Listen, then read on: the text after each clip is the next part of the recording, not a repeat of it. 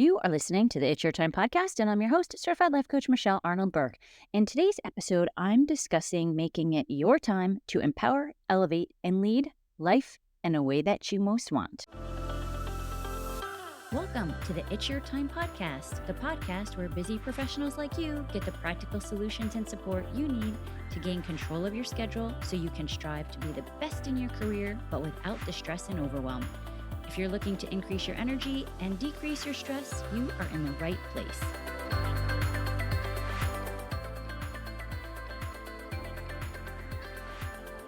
Hello.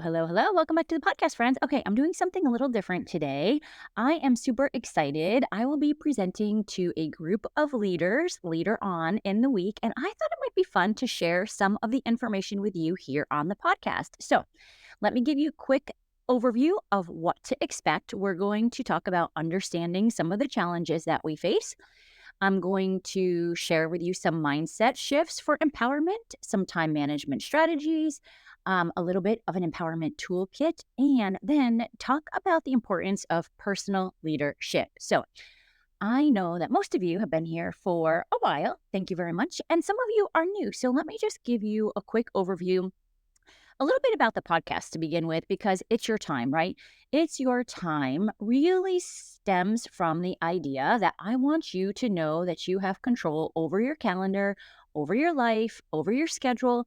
And when I look back through the years, when I started life coaching and was certified in 2017, it really was because I felt like there has to be more to life than this. I felt like the job totally controlled everything I did. And quite honestly, I was ready to leave. I thought I would get my certification, I would start a coaching practice, and that would be that. Now, what has happened is that I've learned the tools that have helped me to become more productive and efficient, to really calm and settle my nervous system, and to be able to do more in a way that I have never felt as maybe calm. And I laugh because maybe some people don't think it's calm, but within myself, I feel like definitely there has been a shift. And it is my goal to share this information with the folks who want to do the same. So I, again, was certified in 2017 with the Life Coach School. And then in 2024, just this year, I became a certified menopause coaching specialist. And, I'm a Peloton addict. And I love human design, and I highly recommend that you check out jovianarchive.com. You can do a free little test. It's kind of like a disc assessment. Some people look at Enneagrams, any sort of like personality, Myers-Briggs. It's along those lines, but for me, I found that it really gave me, quote unquote, permission to be myself. And I'll just use one example. Oftentimes people will say, you need to relax, you need to relax. And for the longest time, I thought relaxing is not relaxing. But what I've learned is that I can relax in a way that I enjoy. So maybe that's journaling. Maybe that is reading a book. And it doesn't have to be something that is prescribed by external sources. And of course, you know that I have our rescue dog, Tucker, and I live with Mark in New York. And so when we're talking about understanding challenges and really looking at how to empower, I want you to just take a minute and think about this. Empower is defined as giving someone the authority or power to do something, and I want that to be you. I want you to empower yourself. And then, I'm always talking about the ripple effect. I think it's important to be an example of what is possible to show other people how they can empower themselves. And a couple of things that I want to touch on here is, you may have heard me say this before, the idea of balance versus integration. I think this is a challenge that a lot of folks face because, in my opinion, if we're striving for balance, we're never going to attain that. I don't think there is such a thing as true balance. For me, I know once I let go of that idea, thinking everything had to be 50-50, everything had to be balanced. And I know so many of you face this as well.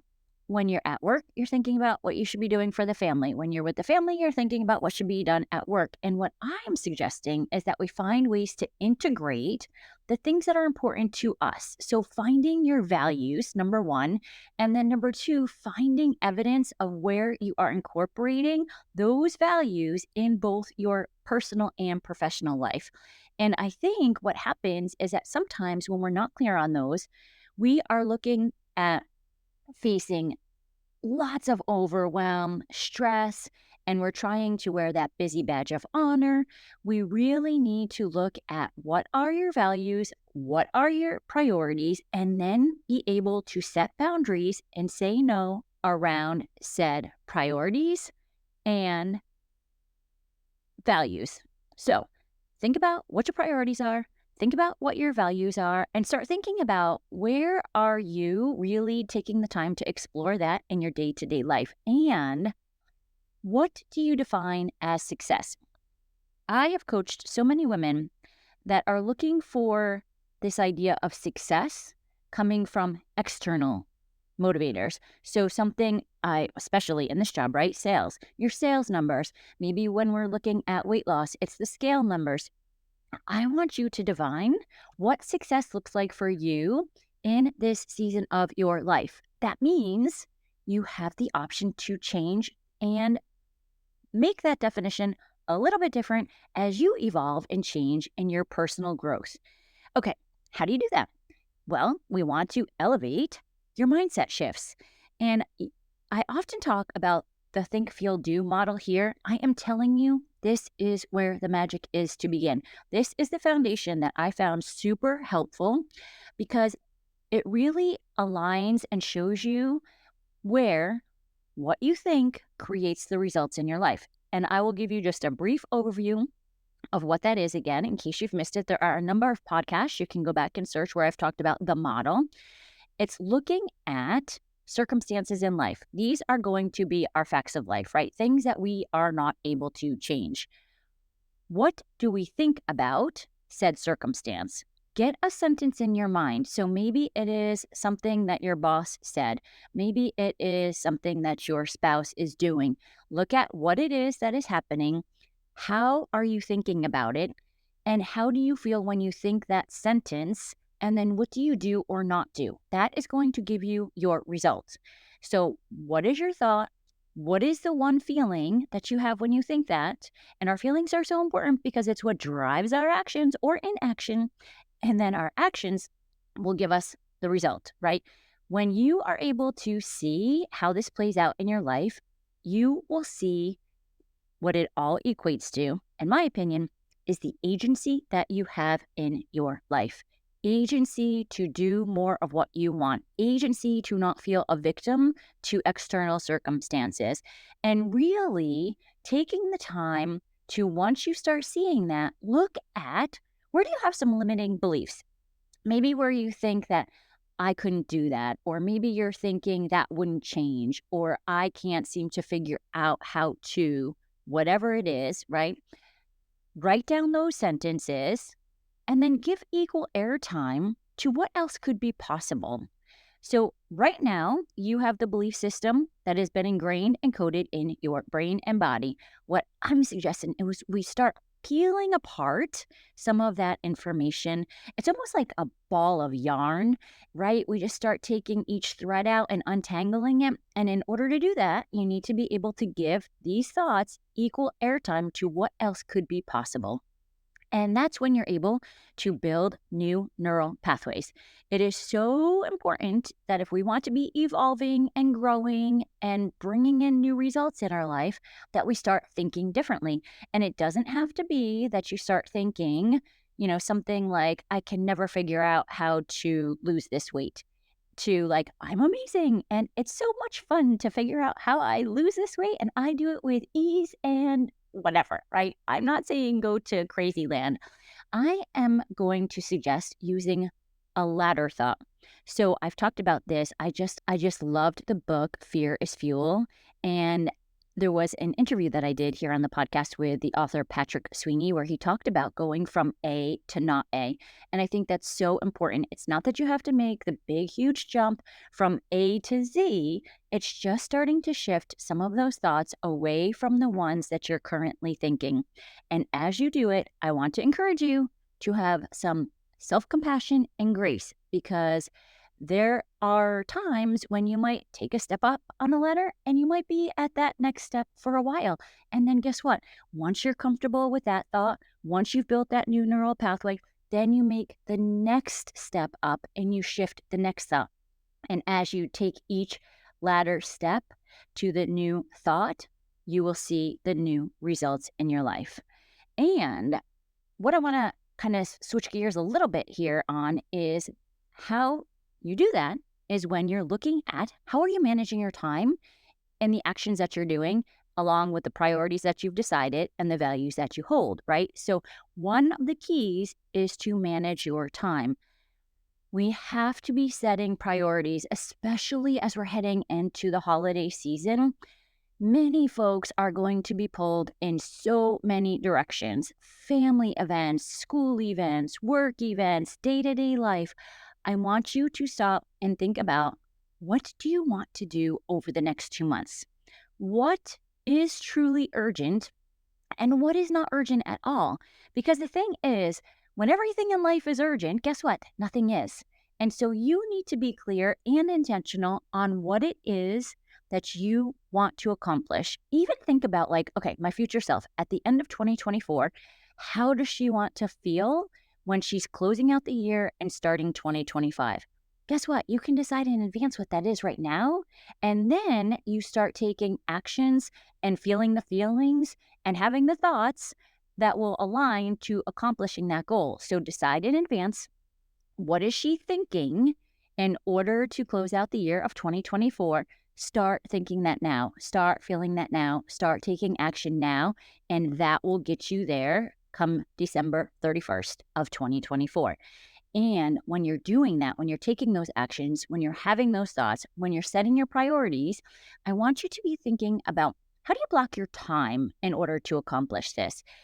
Because again, you're going to be pulled in many, many directions, I am imagining.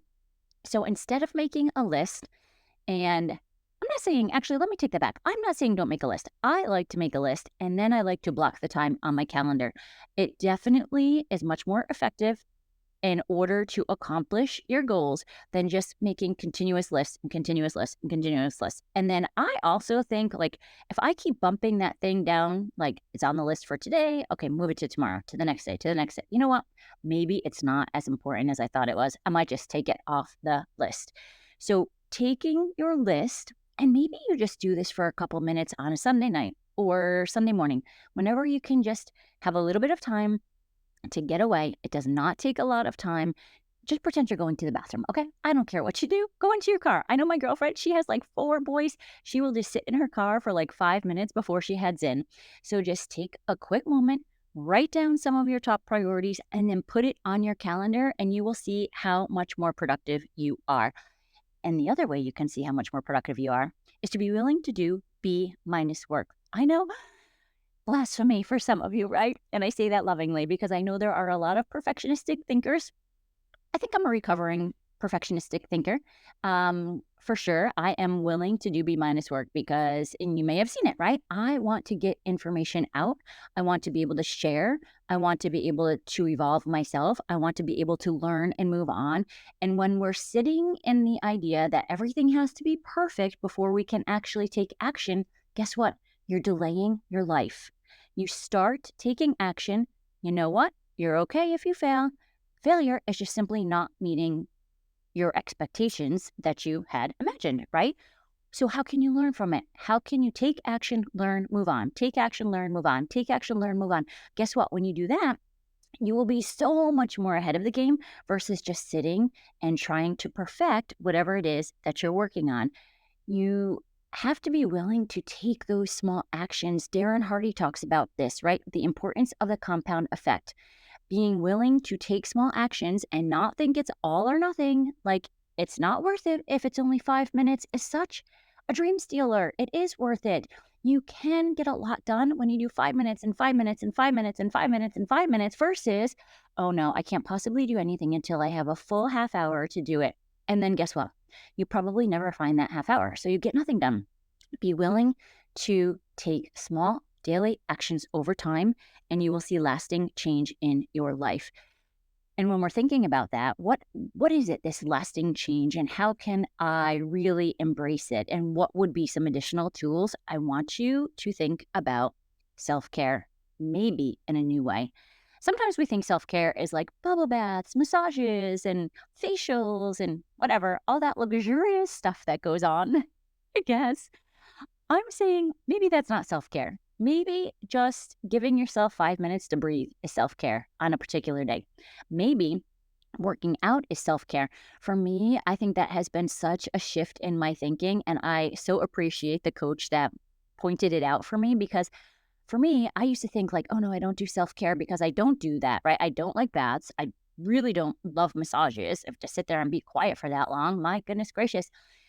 And then the facials, I will tell you, I've tried those and I'm going to get doing more of them as I age. But I used to think it was torture. They have that like towel over your face and they're blowing, I don't know, steam up all over you. It was really not, there were not a lot of good thoughts around the whole facial experience. But what I've learned is that my self care is working out. And I will tell you, it's also some care for those that I love and admire most because this crazy here is crazy light. If I didn't work out, it would be super crazy. So, what can self care look like for you? Maybe it is just taking those 5 minutes in the car before you head into the family to just recognize this is closing out the workday and I'm moving into some work. Or recognizing that I just did a really good job today and I'm going to figure out what happens once I walk through those doors. Define what self care is for you. Number one, empowerment tool. Number two, I want you to be using your reticular activating system in a way that you have intentional daily thinking. So think one thought today that you want to believe on purpose that will fuel you. Answer a question, whatever it is that works for you. I like to ask myself, what is the energy that I want to show up in today? And really think about that. And then knowing that, I am going to be much more likely, because remember, the reticular activating system is your brain's way of finding evidence to prove what you believe to be true. So if I'm saying I want to show up today in a productive and efficient way, guess what? I'm going to be much more likely to set boundaries, to say no, to focus on the things that are going to move the needle for the day versus running around like a chicken with my head cut off, trying to take care of everyone and everything around me. I want to encourage you, not only for the intentional daily thinking, but another tool that I love is the idea of breath work. And it does not have to be a big deal. Listen, folks, we breathe whether we like to or not, right? Like, luckily, I mean, we're here, we woke up, we're breathing. Isn't breath such an interesting thing? Because I will suggest doing some breath work and people are like, oh, I don't have time for that. Hello, you're breathing.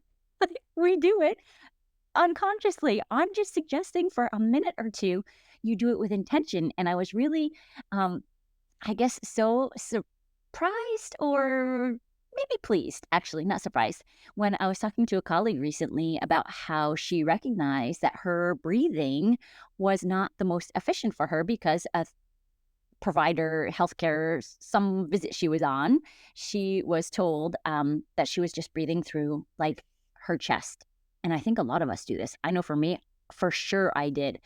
And it wasn't until a Peloton instructor and now my breathwork coach talks about the importance of regulating our nervous system and being able to feel that calmness. And it can just be like right now, you can just take an intentional breath that you breathe in through your nose all the way down to your belly, all around your ribs, like the whole chakra system, right? If we're thinking about our spinal cord and we're breathing all the way down to your belly, and then breathe all the way back up and out, like you could do a count of 6 in and a count of 6 out. It's almost like you get the stale energy out and you can start to reset. And you could literally just start doing that every day, like 4 or 5 breaths, and then build on it again, back to the compound effect, back to having the ability to not only manage your time, but to manage your energy. And Molly Fletcher talks about this, right? That a lot of times, and she's also on board with the idea that balance is no such thing. It's just something that society has put us out there to make us strive for, and it is a falsehood. How do you want to balance your energy? Goes back to the idea of how are you incorporating and integrating your work and life. Be doing more of the things that light you up. Stop doing the things that train your energy. But in order to do that, you need to recognize and be intentional with paying attention to how you feel when you're doing all of the things, right? So taking that time to lead yourself. I think personal leadership is so important. And I want to remind you that we do not need to be feeling confident before we start doing this stuff, right? We don't need to be feeling confidence in taking the new actions and thinking about the new thoughts and doing the daily intentional thinking and trying an opportunity at breathwork. You just need to be committed. Dan Sullivan talks about this when he talks about the 4 C's, and he talks about just being committed and having the courage to get started, and then you build your capabilities, and then you have confidence on board. It doesn't come first. We kind of get it backwards. You just start taking action, you're committed to it, you have the courage, and you start building your capabilities, and then guess what? You feel more confident along the way. When we're thinking that we need to feel confident, it needs to be perfect, we need to feel motivated, oh my goodness gracious, there are a lot of variables that could have us just sitting around thinking in the future it's going to happen. That is a dream stealer. Motivation is also not something that needs to be on board to get started. You can feel willing, maybe curious. Curiosity is always a fun little feeling to check out. Like, I wonder what would happen if I actually did some intentional breathing and some intentional daily thought work.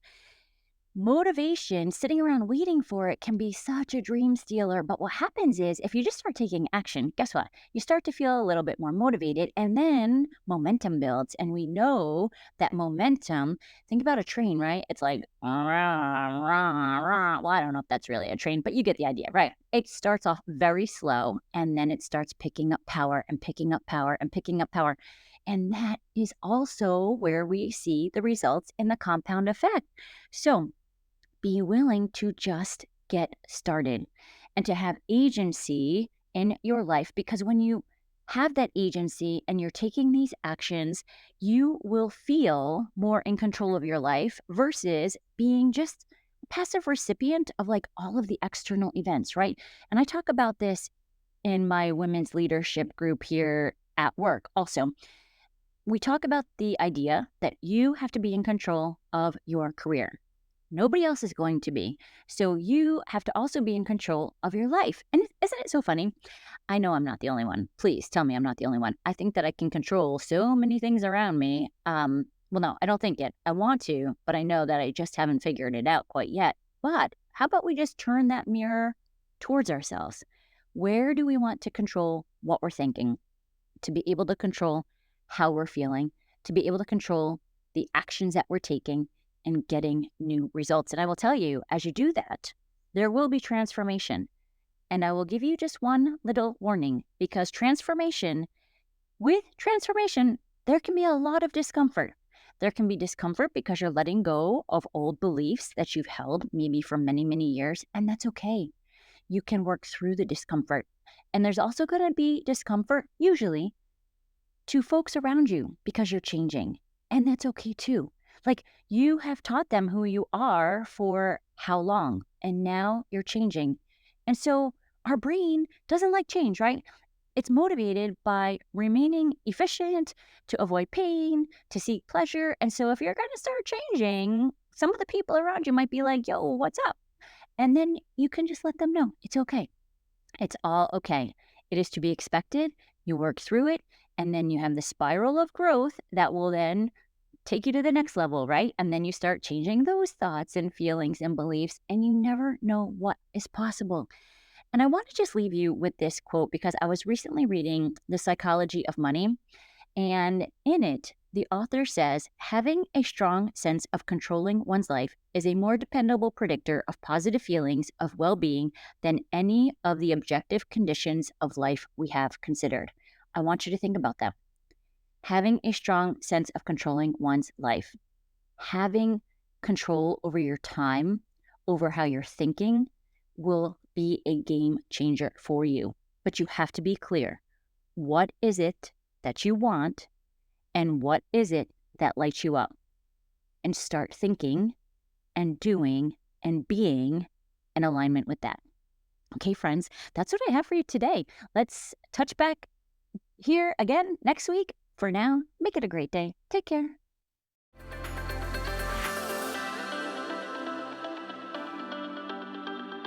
Did you know you can take this work to a deeper level with me one-on-one? Go to michelleburtcoaching.com and click on Get Started to begin.